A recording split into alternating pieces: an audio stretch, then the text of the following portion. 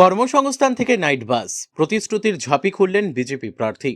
বিধানসভা নির্বাচনের প্রাক্কালে প্রচারে গতি বাড়ালেন দুর্গাপুর পূর্বের বিজেপি প্রার্থী চন্দ্রশেখর বন্দ্যোপাধ্যায়।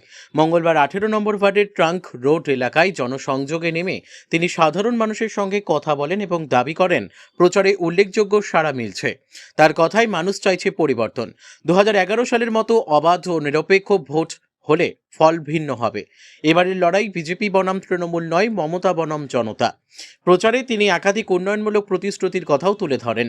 দুর্গাপুরকে শিক্ষা, চিকিৎসা ও শিল্পের অন্যতম কেন্দ্র হিসেবে গড়ে তোলার পাশাপাশি বেকার যুবকদের কর্মসংস্থানের ওপর জোর দেন। মহিলাদের জন্য মাসিক 3,000 টাকা ভাতা, বেকারদের দক্ষতা উন্নয়নের জন্য প্রশিক্ষণ ও 25,000 টাকা আর্থিক সহায়তার আশ্বাস দেন তিনি। এছাড়াও কর্মজীবী মহিলাদের নিরাপত্তা নিশ্চিত করতে রাত 8টা থেকে সকাল 6টা পর্যন্ত নাইট এসি বাস পরিষেবা চালুর প্রতিশ্রুতি দেন। স্বনির্ভর গোষ্ঠীর মহিলাদের আর্থিকভাবে শক্তিশালী করতে লাখপতি দিদি প্রকল্পে 1 লক্ষ টাকা সহায়তার কথাও উল্লেখ করেন বিজেপি প্রার্থী। প্রতিশ্রুতি ও পরিবর্তনের বার্তা নিয়ে মাঠে নেমেছে বিজেপি। তবে শেষ পর্যন্ত এই বার্তা কতটা প্রভাব ফেলবে তা নির্ধারণ করবে ভোটাররাই বলে মনে করছেন ওয়াকিবহাল মহলের একাংশ। দুর্গাপুর থেকে বিধানচন্দ্র গাঙ্গুলির রিপোর্ট, বিগ নিউজ বাংলা। জনসংযোগে কেমন সাড়া পাচ্ছেন? দেখুন, জনসংযোগে অভূতপূর্ব সারা।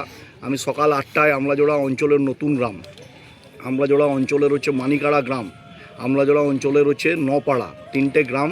আমি টোটাল হচ্ছে 6টা বুথ বাড়ি বাড়ি ডোর টু ডোর করেছি 8টা থেকে এই 1:30 পর্যন্ত। দুটোর সময়তেও দেখুন আমাদের এখানে 8 নম্বর ওয়ার্ডের সমস্ত কার্যকর্তারা, অন্তত আরও 100 জন কার্যকর্তা চলে গেছেন বাড়িতে খেতে আমার দেরি দেখে। তো হচ্ছে মানুষের অভূতপূর্ব সাড়া। যেখানে যাচ্ছি মানুষ বলছেন একটাই কথা, যে 11 সালের মতন নির্বাচনটা করাতে পারবেন তো।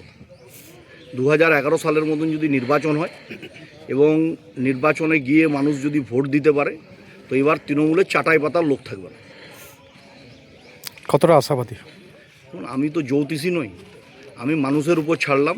মানুষ চাইছে পরিবর্তন হোক। এবারের লড়াইটা হচ্ছে বিজেপি ভার্সেস তৃণমূল নয়, কিন্তু এবারের লড়াইটা হচ্ছে মমতা ভার্সেস জনতা। মমতা হচ্ছে একা আর জনতা হচ্ছে বিজেপির সাথে। কোন কোন ইস্যুকে নিয়ে পরে মানে উন্নয়ন? আমি তো বলেছি 3টে ইস্যুর উপর আমি লড়াই করছি। একটা হচ্ছে দুর্গাপুরে বেকার যুবকদের কর্মসংস্থান, কলকাতার পর ডেস্টিনেশন দুর্গাপুর করা হোক, কলকাতার পরে ডেস্টিনেশন দুর্গাপুর হোক, আমাদের প্রাণের শহর। এখানে এডুকেশনাল হাব হোক, মেডিকেল হাব হোক এবং হচ্ছে ইন্ডাস্ট্রিয়াল হাব তৈরি হোক।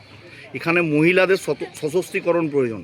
কারণ হচ্ছে আমরা 1500 টাকা দিদিমণি দিচ্ছেন, আমরা ক্ষমতায় এলে এখানে মহিলাদের 3,000 টাকা করে প্রকল্প সহায়তা দেবো। আমরা বলেছি বেকার যুবকদের 1500 টাকা নয় 25,000 টাকা দেবো, রেজিস্ট্রেশন করা হবে, তাদেরকে স্কিল ডেভেলপমেন্টের কোর্স করানো হবে, তারা যাতে চাকরি পায়।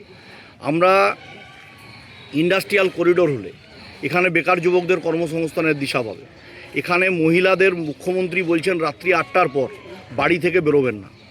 আমরা বলছি ওয়ার্কিং লেডি যারা, তারা 8টার পর যাতে সুনিশ্চিতভাবে বাড়ি ফিরতে পারে, তাদের জন্য আমরা যে ব্যবস্থা তৈরি করব। আমরা নির্বাচিত হওয়ার পর, আমাদের নির্বাচিত সরকার হলে রাত্রি 8টা থেকে এসি বাস চালু হবে, সকাল 6টা পর্যন্ত নাইট সার্ভিস চালু থাকবে।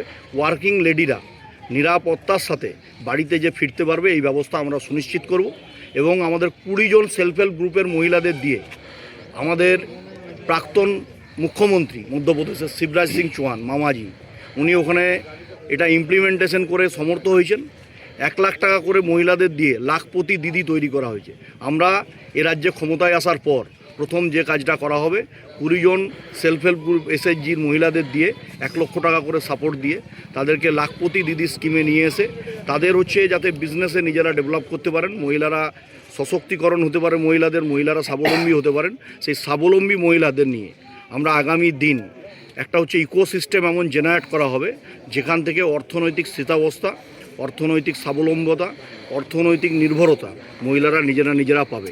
আর দিদি ঘরের লক্ষ্মীদের 1500 টাকা দিচ্ছেন, আর তার স্বামী গাড়ি নিয়ে চলে যাচ্ছেন 28 টাকার জয় বাংলা মদ খেয়ে, ঘরের লক্ষ্মীকে পিটাচ্ছে, গৃহলক্ষ্মীদের মারছে।